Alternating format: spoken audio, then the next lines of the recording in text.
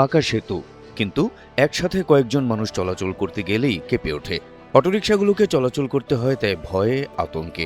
গাজীপুরের কালিয়াকৈর উপজেলায় তুরাগ নদীর উপর নির্মিত এই কালিয়াকৈর বাজার সেতুটি এখন এলাকাবাসীর আতঙ্কের আরেক নাম। মরিচাপাড়া রডে যেন দিচ্ছে কোনো রকমে টিকে থাকার প্রমাণ। ঐতিহ্যবাহী কালিয়াকৈর বাজারের সাথে আশপাশের প্রায় 10 গ্রামের একমাত্র যোগাযোগের মাধ্যম এই সেতুটি নিয়ে চিন্তিত স্থানীয়রা। বিশেষ করে নিজেদের উৎপাদিত ফসল বাজারে আনা নেওয়া করতে বিপাকে পড়তে হচ্ছে কৃষকদের।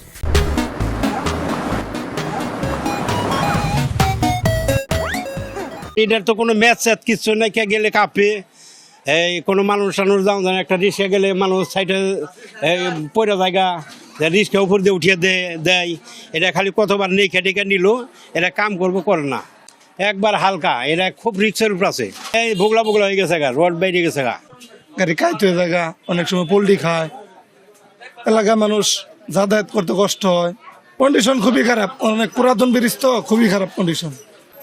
রাস্তা ব্রিজটা যে পর্যন্ত অন্য পাশে না হবে দুর্ভোগ থাকবেই। অনেক সময় দেখা যাইতেছে 2 মিনিটের রাস্তা অনেক সময় আধা ঘন্টা লাগে যাইতে।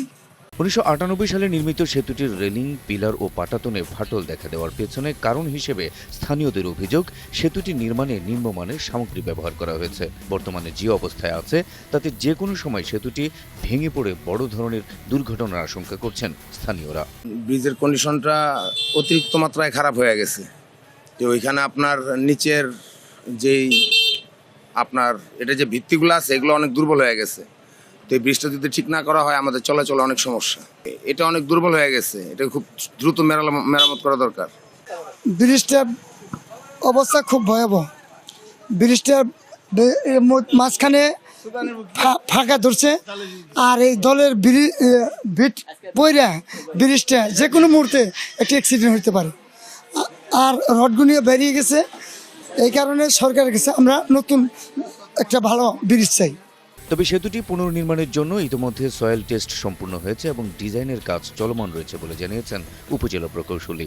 এটা মূলত পায়ে হাঁটার একটা ব্রিজ ছিল, স্বল্প ব্যয় গ্রামীণ অবকাঠামো উন্নয়ন প্রকল্প থেকে এটা বাস্তবায়িত হয়েছে। সে সময় এই ধরনের একটা যে মানুষের যে যাতায়াতের যে একটা ভেহিকেলের যে অতিরিক্ত প্রভাবটা ছিল না। এখন যেহেতু দীর্ঘদিন সেতুটা একটু সেক্ষেত্রে ঝুঁকিপূর্ণ হয়েছে, এখন এইখানে আমরা পরবর্তীতে বিবেচনা নিয়ে আমরা মাদ্রাসার যে অ্যালাইনমেন্ট, যেটা আমাদের চাপায়ের ব্রিজ থেকে যে মাদ্রাসার যে অ্যালাইনমেন্ট, আমরা নতুনভাবে একটা বড় ধরনের ব্রিজের কার্যক্রম দীর্ঘদিনের চলমান রয়েছে। বর্তমানে তার soil test, design, hydrogen morphology survey সম্পন্ন হয়েছে। এখন ডিজাইনের কাজ চলমান আছে। অচিরেই এলাকাবাসী এর একটা সুফল পাবে বা একটা ভালো কিছু দেখতে পাবে। এই সেতুতে গত 6 মাসে ছোট বড় মিলিয়ে 10 থেকে 15টি দুর্ঘটনার শিকার হয়েছেন স্থানীয়রা। তাই খুব দ্রুত সময়ের মধ্যে বিকল্প ও টেকসই সেতু নির্মাণের দাবি স্থানীয়দের।